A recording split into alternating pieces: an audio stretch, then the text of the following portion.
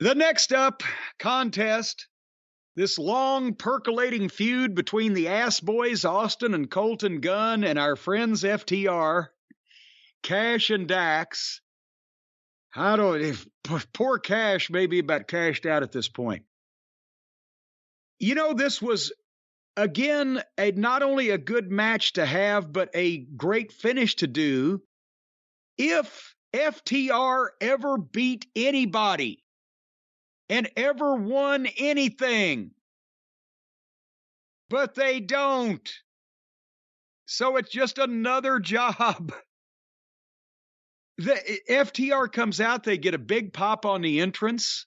They showed B-roll from the double dog collar match, and Sockface and Taz both actually mentioned the Briscoes by name as the Briscoes. So maybe it's a step in the right direction. But even though the story was that FTR were all taped up, they weren't 100% after the dog collar match, this is another example of Tony's convoluted booking or inexperienced booking or whatever having a further reaching impact than just on one tag team or one talent. The Gunns have tons of potential. The Gunns, I've said, they have all kinds of, they're animated and they have ability and they have talent and they kind of know where they are in the ring. They're just green. They need to work with people more experienced than they are and multiple times. And FTR would be the perfect team, an experienced team that knows how to lead a match, be the perfect team for guys like that to work with. But the problem is, yes, they're going to learn something regardless of what the finish is by working with FTR. But it would also help their standing in the community. It would help their aura. It would help their image. It would help their over factor. If when they beat FTR, they weren't just beating a team that everybody else fucking beats and never wins and is never showcased and never featured except in other promotions and on other people's pay-per-views. It would get the Gunns over more if FTR was established as not just the favorite team of the fans because they know they're the best, but as a legitimate, strong force that is world title level and almost never loses. And then when it happens, it would resonate and it would help elevate the Gunns. But when you have, regardless of whether they're the best in-ring tag team in the world or you got the best anybody at anything in the world, if they never succeed at it, they just obviously are better at doing it and have more talent, but they never win or they never fucking prosper because of it, then it kind of gets obvious what you're doing. So and here's another thing. We just saw again the Cucamonga contingent masturbating themselves for 20 minutes in a match that we've seen 4 times before, and we're going to apparently see another 2.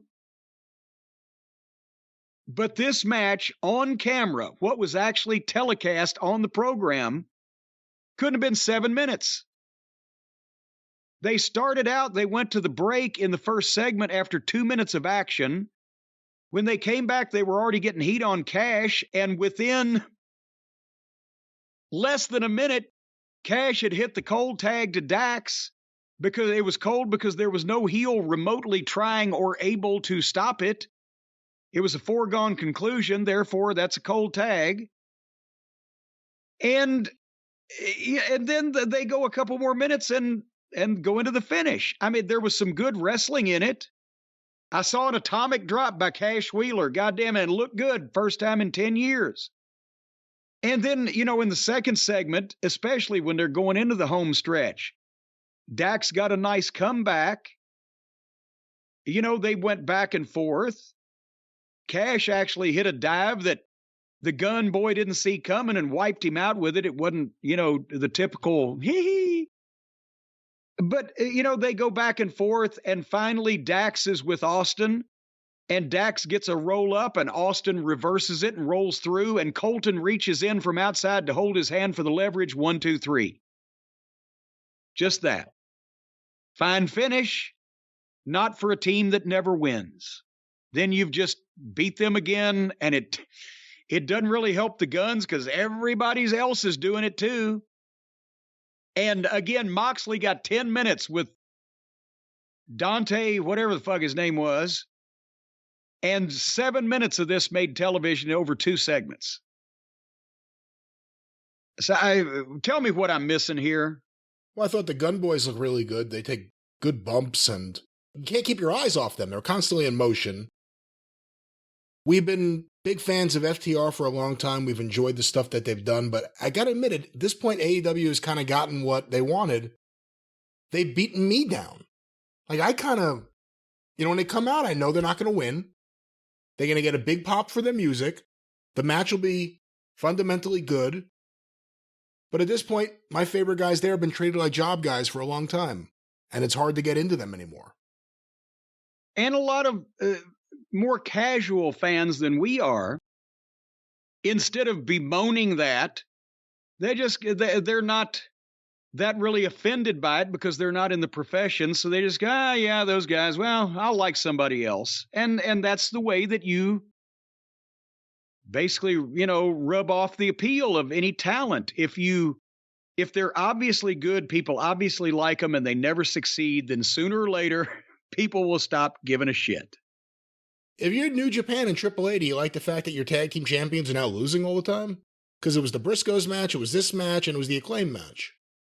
Well, and again, somebody's going to say, well, they couldn't beat the Briscoes 3 times in a row. Well, you're right, they couldn't.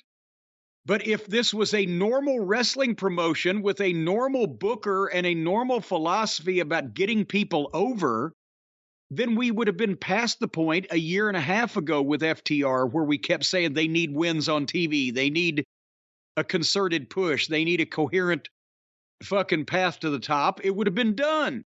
It's late now anyway. It's too late, probably. But there's never been a situation I can think of where anybody of this level has come in and at the same time as they've held all these belts, they almost never actually win anything to show you why they got them. And most of them they won on other people's fucking programs to begin with.